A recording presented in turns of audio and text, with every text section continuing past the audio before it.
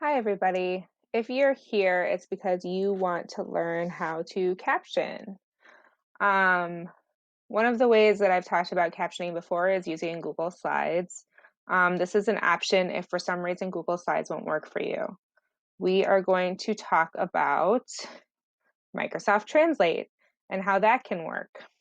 Microsoft Translator can be used if Google Meet or Google Slides is not an option.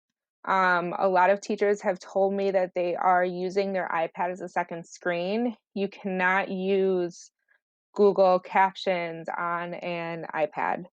If you're going to do group work and if you are doing a foreign language class. Okay, so let's talk about how you're going to do this. If you are the teacher, you are going to go to your web browser on your computer. And you're going to type in mytranslator.microsoft.com. Now, you're probably going to have to sign up. I signed up with my Gmail account. You can do whatever you want. There's two options once you're in. It is join conversation or start conversation. I am going to start a conversation, put my name in, put my language. I'm going to pick English, but this is if you're teaching a Spanish class, you could change it to Spanish. Then you're going to hit enter. Okay, now that I am in, you'll see that I have a QR code and another code down here. What the student's going to do is they're going to get their phone or their iPad or whatever device they're going to use, and they need to download Microsoft Translator. Looks like this. And they are going to type in the code. So IHRAG is the code here. I'm going to click join conversation. And again, it's going to prompt me for my name and the language. Now, if you look, it says that someone has joined the conversation. So once you're in this screen, you can put it into presenter mode. What presenter mode is, it turns on your microphone for the entire time. So as long as you're talking, it is captioning what you're saying. And what's happening is then the person that has logged in from their phone is going to be seeing all of the captions that you're saying. Now, let's say you wanted to do group work. You could have all of the students log into this same code, and then your student who's deaf or hard of hearing could be reading what every single person is saying.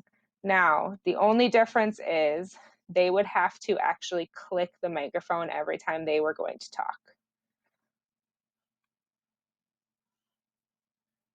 Okay, so now what I'm going to do is I'm going to press the microphone on my phone, and you're going to see that it's going to show me as a separate person. So this is why it would be nice for group work, so that you know who's talking and when they're talking. They would just have to remember to press the button.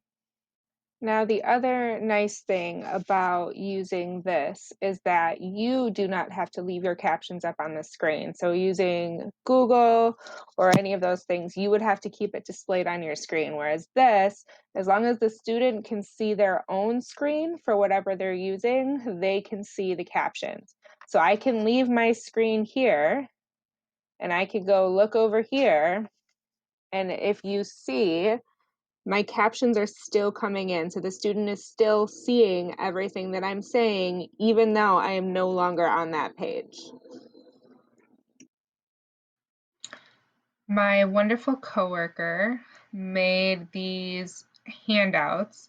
I just put them at the end of the slide, so feel free to pause on the slide to get the directions on how to set up for a teacher, and then to pause to get the directions on how to set up for a student. I'm sorry they are so small. If this gets uploaded to YouTube, I'll try to add a link to the PDF of these directions. Anyway, I hope this video has helped you with how you may be able to caption for your students. And please feel free to reach out if you have any questions or comments or easier ways that you've been doing things. Thanks.